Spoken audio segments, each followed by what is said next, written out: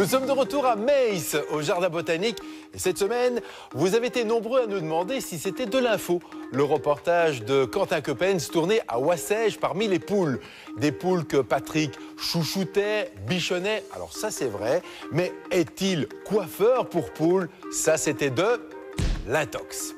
Et ce soir, Quentin est en région Savoie-Mont-Blanc, au milieu de la vie sauvage, un petit peu comme moi, ici, au milieu de mes cactus, car il prétend que là-bas, il existe des adeptes d'une philosophie qui s'appelle le sauvagisme. Info ou intox? Poussé à l'extrême, le sauvagisme, c'est être capable de survivre dans n'importe quel milieu naturel. Alors, info ou intox, ça, c'est à vous de voir. Ok Aurélie, on se fait un dernier check-up là avant d'y aller? Ouais. J'ai ma gourde, mon couteau. Ton couteau, t'as la pharma là, il y a la hache là pour faire le petit bois, on a les cordelettes, on a la scie. Et ben allez, on se range tout ça et puis on y va. C'est parti. Aurélie et Stéphane sont deux sauvages des temps modernes. Ils se sont lancés un pari plutôt fou, survivre 3 semaines en plein hiver à travers les montagnes. Ça peut paraître fou pour certains, mais c'est quand même un peu le b.a.-ba de notre existence. Aujourd'hui, je vous mets au défi de trouver quelqu'un qui sait faire du feu dans la nature sans rien. C'est un peu revenir... c'est la seule chose qui nous différencie des animaux, donc je pense que c'est important de savoir le faire. Et nous, c'est notre but aujourd'hui et c'est un peu le but de notre vie aussi. Le retour aux sources, un mode de vie plutôt extrême pour une philosophie au final très simple. Le sauvagiste est une sorte d'homme de Cro-Magnon des temps modernes. On se débrouille avec ce qu'on trouve.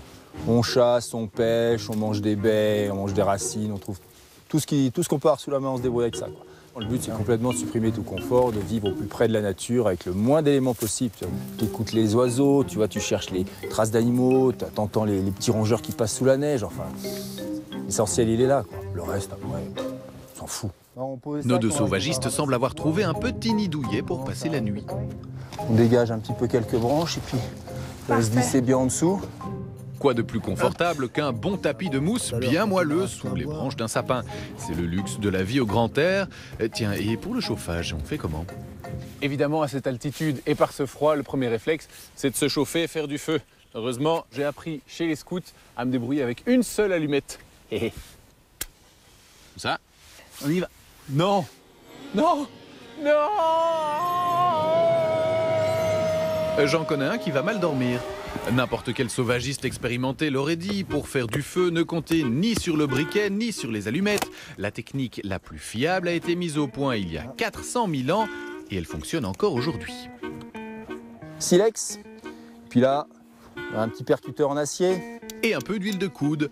En quelques minutes, Stéphane et Aurélie installent le chauffage central et passent de la survie au confort d'un bon feu ouvert, pendant que d'autres se réchauffent comme ils peuvent. Oui, bon d'accord, c'est bien beau d'allumer un feu, mais si on n'a rien à manger, rien à cuire dessus, on n'ira pas loin. Moi, tout ce que j'ai trouvé, c'est le sapin. Il paraît que c'est très bon pour la santé. Ah, ça pique un feu. Quand tu es sauvagiste, il faut aussi que tu sois un peu botaniste. Tu dois apprendre à te nourrir et à retrouver un peu l'essentiel dans la nature. Et les sapins, c'est un élément hyper important pour nous, notamment les épines de sapin qu'on va faire bouillir. Ça va nous apporter tout ce qui est vitamine C. Petit truc de sauvagiste, pour l'eau potable, ne prenez pas de la neige, mais de la glace. L'avantage de la glace par rapport à la neige, c'est que la glace contient beaucoup moins d'air. Donc du coup, le rendement est bien meilleur. Quand je vais mettre ça sur le feu, j'aurai beaucoup plus vite de l'eau et une plus grande quantité d'eau. Alors que si je prends de la neige, parfois, tu vois, tu as 80% d'air là-dedans.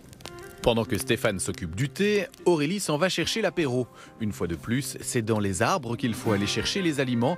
La chasse demandant trop d'efforts, le sauvagiste vit principalement de la cueillette.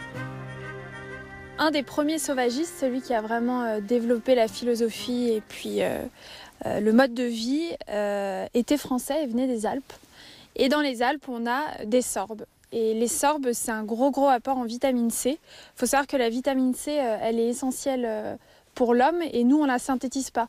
Donc on est obligé de la trouver dans la nature. Et les sorbes, c'est un excellent apport en vitamine C. Donc on va les faire cuire et on va se faire comme une compotée de sorbes.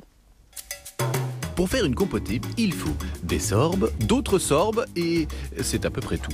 Écrasez les baies et voilà, servez le tout nature ou sur son lit d'épines de sapin légèrement fumé. Bien sûr, ce n'est pas avec quelques baies que nos deux sauvages survivront pendant des semaines. Demain, ils partiront vers de nouveaux horizons. C'est ça l'idée du sauvagisme aussi, c'est qu'on ne va pas rester là longtemps. Comme la nuit, on sait qu'elle va être fraîche, mais par contre, il ne va pas pleuvoir. On ne s'embête pas avec un abri plus sophistiqué. On s'isole du sol. On va bien relancer le feu avec une grosse bûche. On se colle à proximité. Et là, ça ira bien pour la nuit. Vous voyez, Jacques, avec un minimum de choses, on arrive à être parfaitement bien en symbiose avec la nature.